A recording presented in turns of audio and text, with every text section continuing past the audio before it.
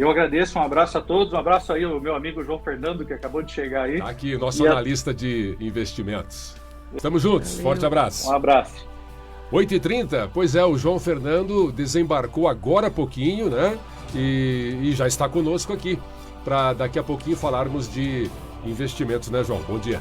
Bom dia a todos, um abraço pro Beto aí. Ontem a gente estava conversando pelo WhatsApp, conversando bastante eu e ele. Que bacana, legal.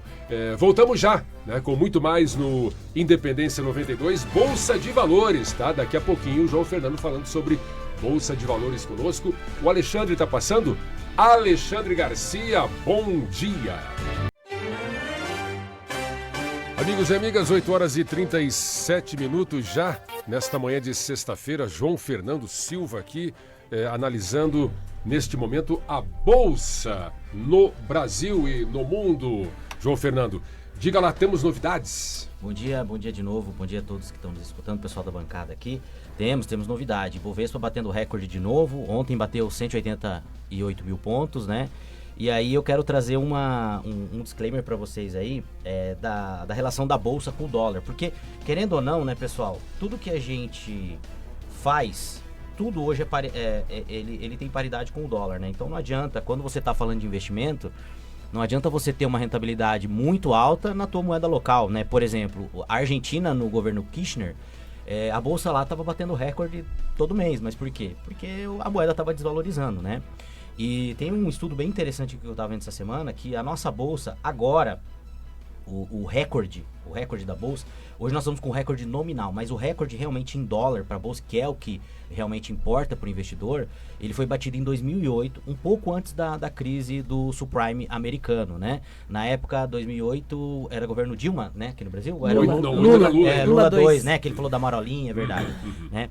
E hoje a nossa bolsa ela ainda está 20% abaixo do recorde em dólar, que é o recorde histórico. Ela está batendo agora, exatamente agora, 187 mil pontos. Ela está batendo o IPCA, que foi, né, o IPCA histórico, passando aí a nossa taxa de juros, né?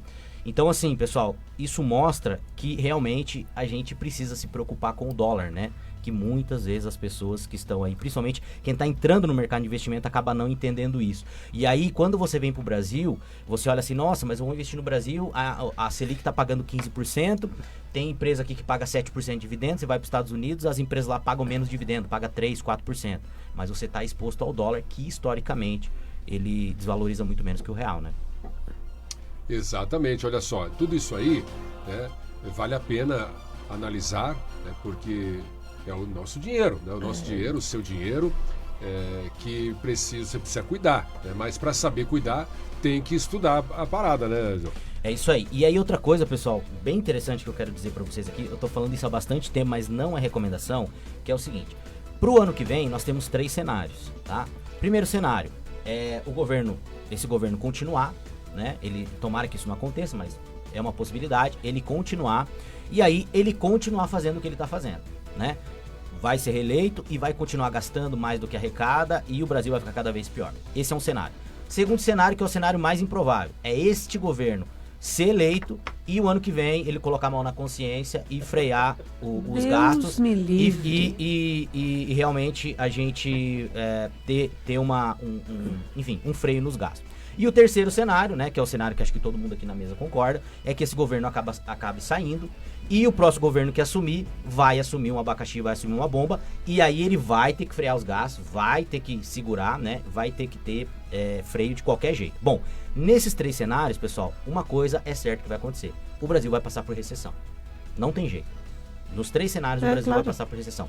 E aí o seguinte, Brasil passando por recessão, pessoal, o que vai acontecer?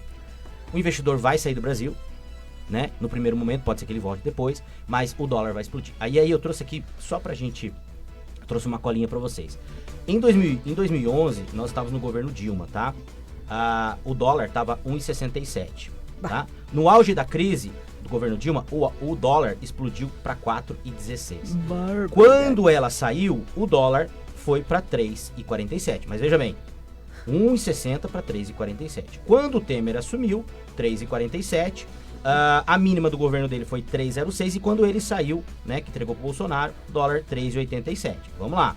Bolsonaro teve pandemia, teve guerra, fez um ótimo governo. Vamos lá. Bolsonaro assumiu a 3,80 e quando o Bolsonaro saiu, o dólar estava 5,20. E foi para 6 e agora tá voltando. O que eu quero dizer com tudo isso, pessoal? O dólar, ele vai e ele volta até um certo ponto. Ele só cresce, né? Então, ele volta, mas ele continua crescendo. Então, isso eu Ele quero dizer não pra vocês. recua, Se a gente tiver uma É. crise, nós vamos ter saudade do dólar a 5,20. Não é recomendação, tá, pessoal? Não é recomendação. Então, aquilo que eu sempre falo aqui na bancada, né? Comece a estudar, comece viabilizar, tirar uma parte do teu investimento, dos teus investimentos. Ah, você fala assim, mas como é que eu investir em dólar? É muito dinheiro. A gente já falou várias vezes aqui, né? Com R$100 você já consegue dolarizar o teu patrimônio. Exatamente, 8 horas e 41 minutos. Né? E o interessante é o seguinte, né, amigos? Vocês já viram banqueiro sair às ruas aí protestando contra a Selic? Por que eles não fazem isso, João? Por que o banqueiro não protesta contra a Selic? Olha, o banqueiro, o grande empresário, é aquilo que eu falo pra vocês. Ele tem informação e ele tem conhecimento. Quem tem informação, quem tem conhecimento, ele tá pouco se lixando pra informação, pro que tá chegando pra ele. Porque ele vai saber rentabilizar. O banqueiro, se a Selic tá 15, ele vai ganhar dinheiro. Se a Selic tiver a 2, como chegou no Bolsonaro, ele vai ganhar dinheiro. Por quê? Porque ele sabe jogar com o mercado. Né? E é o que muitas vezes falta aqui pro Brasil e pro brasileiro. É conhecer um pouco de mercado. Gente, mercado financeiro não é pro cara que trabalha no mercado financeiro. O mercado financeiro é pra você que é CLT, é pra você que tem uma barraca de cachorro quente, é pra você que tem empresa, é pra todo mundo. Todo mundo. Então assim, o banqueiro, pouco importa o que tá acontecendo no Brasil. Exatamente, porque é o seguinte, você vai precisar de dinheiro, vai correr lá, e sendo 10, sendo 5, sendo 15, sendo 20, né, o juro, né, o banqueiro vai receber o jurinho dele e vai estar tudo certo. Ele coloca o preço no dinheiro dele. É isso aí. Você compra se quiser. É isso aí. E como num país como o Brasil, sempre o brasileiro vai precisar recorrer, né, a um financiamento. Mas observem os bancos que não são utilizados para crimes financeiros, como é o caso do Master. Isso que ele vem da década de 70, ele só entrou nessa jogada, foi em 2016 que passou a ser utilizado para o lado negativo. Mas observe os bancos sérios, o Itaú, por exemplo, o Bradesco e tudo mais. São instituições de décadas. E fazendo usando um jargão muito popular, alguém conhece banqueiro pobre? É igual dono de cassino, não existe um indivíduo pobre. Esse povo não atua no mercado para ter prejuízos. Eles não se levantam da cadeira sabendo que pode ter algum problema adiante. Ou eles encontram uma solução, ou eles ficam inertes.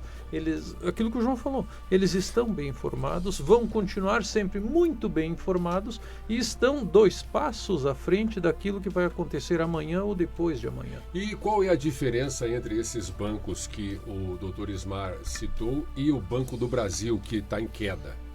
Pois é, o problema aí do Banco do Brasil, só fazendo um disclaimer, tá? O Brasil tem algumas anomalias. Por exemplo, a média dos países emergentes, do ROI, que é o retorno sobre o equity dos bancos, fica na faixa de 14%. O Brasil é mais de 20%. Então os bancos lucram muito no Brasil, tá? Mas essas são algumas anomalias que não vai dar pra gente conversar aqui. Banco do Brasil, resultado do Banco do Brasil é a exposição à carteira do agro, né? Que vem passando por dificuldade. E também por ser um banco estatal. E a gente sabe que até ontem eu estava lendo uma matéria sobre a Tupi, né, que é uma empresa que o governo tem participação, e até parece que tem conselheiro lá que não entende nada do que a empresa Aniele faz. Franco é uma. Isso, Meu isso. Deus. A Tupi está reunindo o conselho porque eles estão passando por dificuldade justamente por essa intervenção. Então, assim, o problema do Banco do Brasil hoje é o peso do Estado lá dentro. É a insegurança do Estado lá dentro do banco, né? João, novidades para a semana que vem no Resenha, também no portal? Isso aí, o portal saiu matéria essa semana.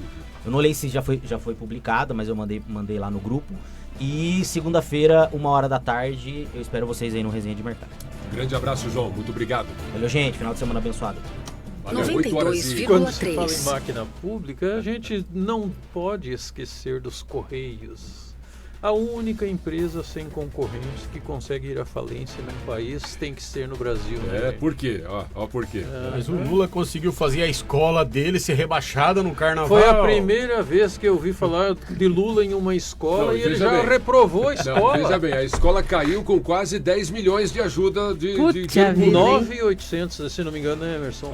Ontem à noite eu vi isso, uma informação, se não me engano, acho que foi no canal da CNN, 9 milhões e 800... E reuniões lá no Palácio do Planalto. João, Ou seja, não era político o desfile. se o governo tivesse dado para você esses quase 10 milhões, aí você ia fazer muito melhor que Ah, Acadêmicos de Niterói, né? Só pra finalizar, eu lembrei de uma outra frase que acho que é do Milton Friedman, né? Que se o governo administrar o deserto, 5 anos cabaré. Olha aí. Mas... 8 horas e 46 minutos. 92.